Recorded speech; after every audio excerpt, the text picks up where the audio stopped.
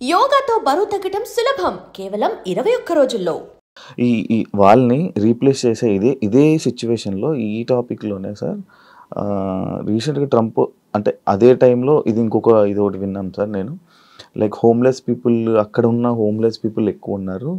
వాళ్ళందరికీ మళ్ళీ సెట్ చేసి వాళ్ళందరికీ ఎంప్లాయ్‌మెంట్ సెట్ చేసి ఈసారి బయట తిరగకుండా చెయ్యాలి. అక్కడ ఉన్న వాళ్ళందరినీ సెట్ చేయాలి అని అనుకుంటున్నట్టు ఒకటి అప్పుడు చూసాను సార్. అదేంటి సార్? అదంతా ఈజీ కాదండి. అమెరికాలో ప్రాబ్లం ఏమొచ్చిందంటే ఐటీ పక్కన పెడతాం ఫర్ ఎ మూమెంట్. అమెరికాలో మ్యానుఫ్యాక్చరింగ్ పవర్ ఉండే America 1960s, 70s, 80s, 90s దాకా. చైనా ఎప్పటి నుంచి పెరిగిందో ఆ రోజు నుంచి అమెరికన్ మ్యానుఫ్యాక్చరింగ్ పడిపోయింది. స్టీల్ కానివ్వండి, కార్ ఛాంపియన్స్ అమెరికన్. క్రిస్లర్ కానివ్వండి, ఫోర్డ్ కానివ్వండి, అక్కడి నుంచే కార్ మొదలైంది కదా. అవును, ఫోర్డ్ కాదు ఫస్ట్ కార్ అక్కడే మొదలైంది. దాని తర్వాత స్టీల్, బెత్లెహెమ్ స్టీల్, వాళ్ళ పెద్ద పెద్ద ప్లాంట్స్ ఉండే స్టీల్. కానీ ఏంటంటే అమెరికాలో ప్రాబ్లం, గంటకి $10 జీతం మినిమం వేజ్ యావరేజ్గా. మీరు గంటకి $10 పెడితే ఒక రోజుకి ఎంత అయిందండి? 8 గంటలు పెట్టుకోండి. 8 into 10 80. ఒక నెలకి ఎంత అయింది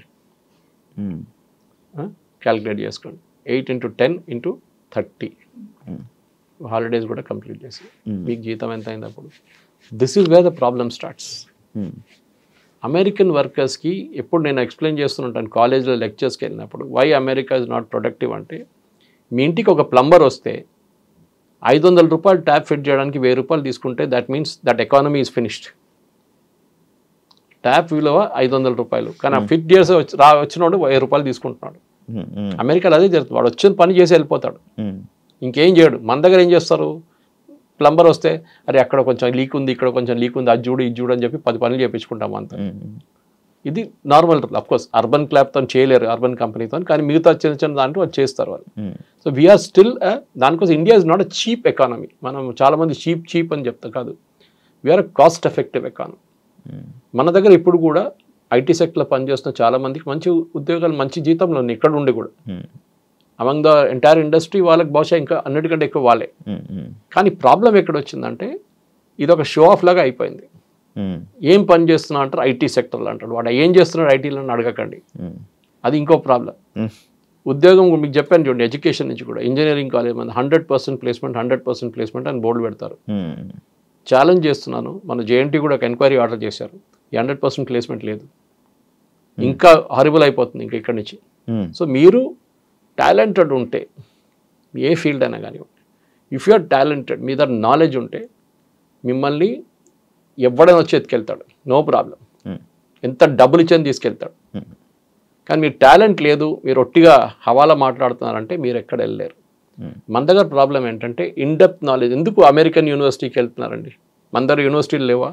మన దగ్గర ఇంత మంచి ఐఐటీలు ఉన్నాయి, మనతో బిట్స్ పిలాని ఉన్నాయి, మన దగ్గర ఇండియన్ ఇన్స్టిట్యూట్ ఆఫ్ సైన్స్ ఉంది. మళ్ళీ ఎందుకండి మీరు అమెరికాకి వెళ్తున్నారు?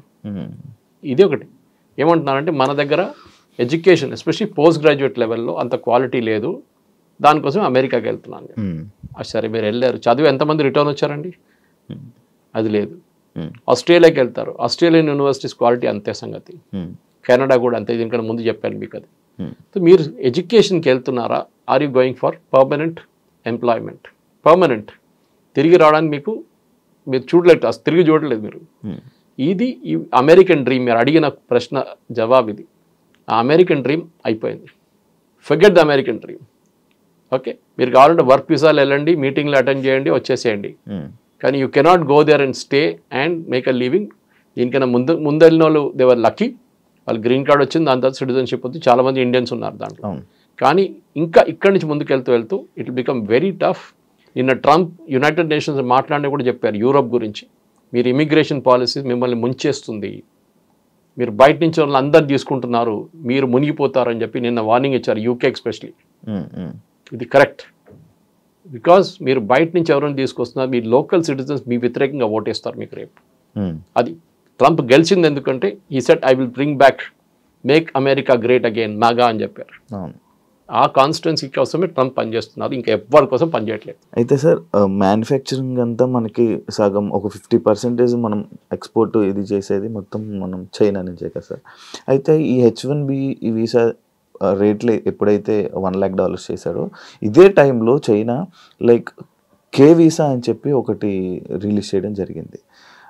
అంటే ఇప్పుడు ఇక్కడ చాలామంది అటు షిఫ్ట్ అయిపోయే అవకాశాలు ఏమైనా ఉన్నాయా? ఎందుకు చైనా మ్యానుఫ్యాక్చరింగ్లో ఒక టైంలో క్వాలిటీలో వాళ్ళు చాలా హారబుల్ ఉండేవాళ్ళు. మన అందరు జోకులు కొడుతుంది, 6 నెలలు పనిచేస్తుంది ఏ చైనా ప్రోడక్ట్. సీరియల్ బల్బ్ ఉండొచ్చు, లేకుంటే హీటర్లు ఉండొచ్చు. ఇప్పుడు చైనా చాలా ముందుకు వెళ్ళిపోయిందండి ఇన్ టర్మ్స్ ఆఫ్ మ్యానుఫ్యాక్చరింగ్. వాళ్ళు BYD కార్స్ చూడండి, వాళ్ళకి ఏం తక్కువ కాదు టెస్లాతో. They are as good as any company. China వాళ్ళ క్వాలిటీ చాలా మంచిగా పెంచుకున్నారు, ఎందుకంటే వాళ్ళు ఎక్స్పోర్ట్ చేస్తున్న కంట్రీస్. వాళ్ళు they are exporting to Europe, exporting to US. వాళ్ళ సేఫ్టీ స్టాండర్డ్స్ చాలా స్ట్రిక్ట్. మీరు అక్కడ కార్లు అమ్మలేరు వాళ్ళ సేఫ్టీ స్టాండర్డ్ మీట్ చేయకపోతే. మన కార్లు ఎక్కువ వెళ్ళట్లేదు బయట US కంతా, ఎందుకంటే మన సేఫ్టీ స్టాండర్డ్ అంత మంచి కాదు. మనది క్రాష్ టెస్ట్ చేస్తే కూడా మనం పాస్ కావు. మన చైనా నుంచి మనం చాలా మటుకు ప్రోడక్ట్స్ తెప్పించుకుంటాం. మీరు చెప్తున్నారు చూడండి, ఐఫోన్ ఇప్పుడు కూడా మ్యానుఫ్యాక్చరింగ్ శ్రీపెరంబదూరులో నడుస్తుంది, ఇప్పుడు ఢిల్లీలో మొదలు పెట్టారు, అండ్ గుర్గాం వైపు. ఈ ఐఫోన్లో కూడా ఇప్పుడు కూడా మనం 12% కాంపోనెంట్స్ చైనా నుంచి వస్తుంది. అది మన టైం పడుతుంది, సంవత్సరం 2 సంవత్సరాల్లో we will be able to make the same things. Flat bed panels కానీ మిగతా ఏమైనా కానీ. ఇప్పటికి మన చైనా దగ్గర నుంచి మనం నేర్చుకోవాల్సిందంటే, కోవిడ్ టైంలో సప్లై చైన్ మొత్తం డిస్టర్బ్ అయిపోయింది. ఫర్ ఎగ్జాంపుల్ మనం ఫార్మస్యూటికల్స్లో మనం బేసిక్ ఫార్మస్యూటికల్స్ మర్చిపోయి, APIs అంటారు దాన్ని, మనం దాన్ని మర్చిపోయి. అంటే బేసిక్ రా మెటీరియల్ మనం ముందు తయారు చేస్తుండే పటాన్చెరులో, జీడిమెట్లలో అంతా. అది మనం ఏమన్నా దాని వాల్యూ అడిషన్ లేదు. గ్రానైట్ రాయి ఇచ్చే బదులు దాన్ని కోసి అంత పాలిష్ చేసి గ్రానైట్ కాబట్టి నాకు ఇంకా 10,000 10 times or 20 times వాల్యూ వస్తుందని చెప్పి we got in to formulations. ఇప్పుడు మన ఫైనల్ ప్రోడక్ట్ తయారు చేసి డాక్టర్ రెడ్డీస్ కానివ్వండి, భారత్ బయోటెక్ కానివ్వండి, BE కానివ్వండి, ఎవరైనా కానివ్వండి, వీళ్ళు తయారు చేసి పంపిస్తున్నారు USకి. దానికోసం 50% డ్యూటీ వేసినప్పుడు, టారిఫ్ వేసినప్పుడు ఫార్మస్యూటికల్స్ లేదా లిస్ట్లో చూసారా మీరు? ఎందుకు? ఫార్మస్యూటికల్ మీద ఉండాలి కదా. ఎందుకంటే అమెరికన్ కన్స్యూమర్కి అన్నిటికంటే చీపెస్ట్ డ్రగ్ అమ్ముతుంది భారతదేశం నుంచి, మోస్ట్ కాస్ట్ ఎఫెక్టివ్ డ్రగ్ మన దగ్గర నుంచి వెళ్తుంది. India the pharmacy capital of the world అంటాం. 2 కేటగిరీస్ ఎగ్జామ్ చేశారు దాని నుంచి. ఒకటి IT సెక్టర్, ఇంకోటి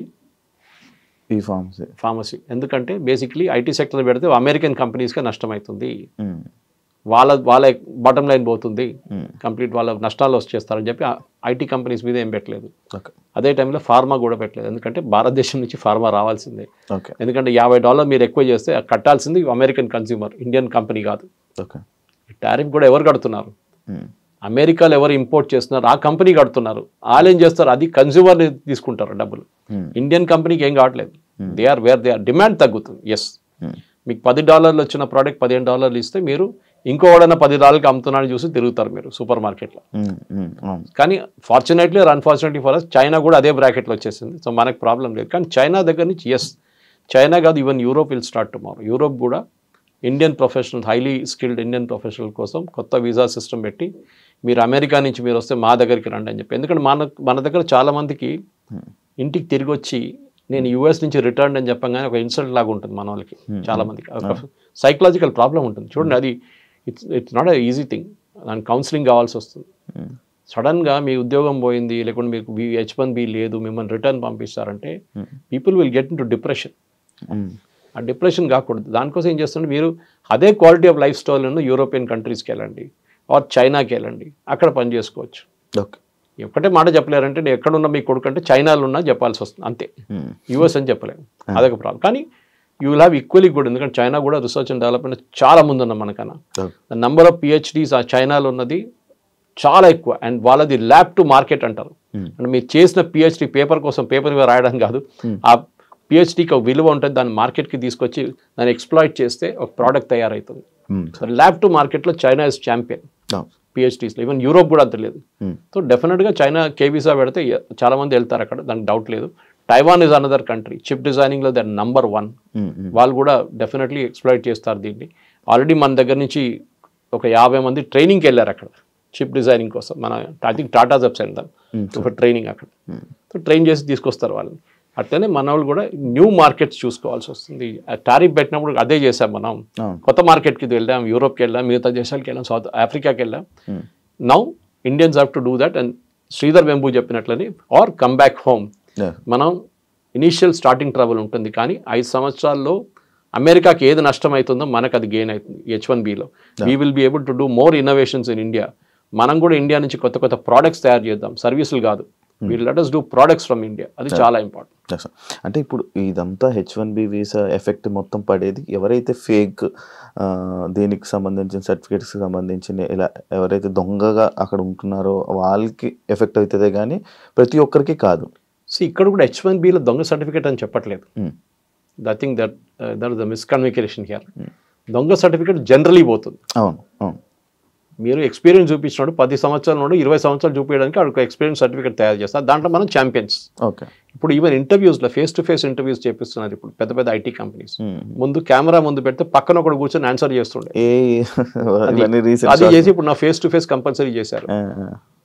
H1B ప్రాబ్లం ఎక్కడ వస్తుందంటే కంపెనీ మిమ్మల్ని తీసుకున్నప్పుడు వాళ్ళ పెటిషన్ ఫైల్ చేస్తున్నప్పుడు అప్లికేషన్ ఫైల్ చేసినప్పుడు దాంట్లో ఏమైనా తప్పు ఇన్ఫర్మేషన్ ఇచ్చారా మీ గురించి, లేకుంటే అమెరికన్ వర్కర్ ఈ స్కిల్ వర్కర్ లేరని చెప్పినప్పుడు ఉన్నప్పుడు లేదని చెప్తే అబద్ధం, అప్పుడు ప్రాబ్లం కంపెనీకి వస్తుంది, మీ వీసా కూడా ఇంపాక్ట్ అవుతుంది దాంతో. Thank you sir, thank you so much sir. నాకు తెలియంది అండ్ చాలా మందికి తెలియని ఇన్ఫర్మేషన్ని చాలా చక్కగా మంచిగా పాస్ చేసినందుకు. ఒక్కటే డిస్క్లైమర్ ఏంటంటే నేను చెప్పిందంతా వేదవాక్యం అనుకొని అన్ని need not take it as truth. మీరు కూడా ఎక్స్పర్ట్స్ ఉంటారు దీంట్లో ఈ ఫీల్డ్లో. నేను చాలా మటు చదివి రీసెర్చ్ చేసిన సబ్జెక్టే నేను మాట్లాడతాను. కానీ రోజుకి ఇది ఎంత మలుపు తిరుగుతుంది రోజుకి. ఒకరోజు చెప్పింది కాదు, నెక్స్ట్ ట్రంప్ ఇదే కదా, ట్రంప్ దగ్గర ఇవాళ అడిగితే పిల్లికి ఏ కలర్ అంటే తెల్లదంటాడు, నెక్స్ట్ డే నల్లదంటాడు. అది ట్రంప్ ప్రాబ్లం అనమాట. సో మనం కూడా we should be constantly on the lookout. And specially నాకు అన్నిటికంటే పెద్ద వరి ఏంటంటే ఈ లేబర్ ఇన్వెస్టిగేషన్ ఇది ఇవాళ దాకా జరగలేదు. ఇది పెద్ద ఒక థ్రెట్. రాత్రికి రాత్రి బహుశా H1B క్యాన్సల్ కావచ్చు, ఎగ్జిస్టింగ్ వన్ కొత్త వాళ్ళని మర్చిపోండి. So this is what I want to say. ఉన్నవాళ్ళు. Thank you sir, thank you so much sir. మళ్ళీ ఇంకో కొత్త ఇన్ఫర్మేషన్తో మళ్ళీ జనాలకి ఇచ్చే ప్రయత్నంలో మళ్ళీ కలుద్దాం sir. Thank you so much sir నా ఇంటర్వ్యూకి వచ్చినందుకు.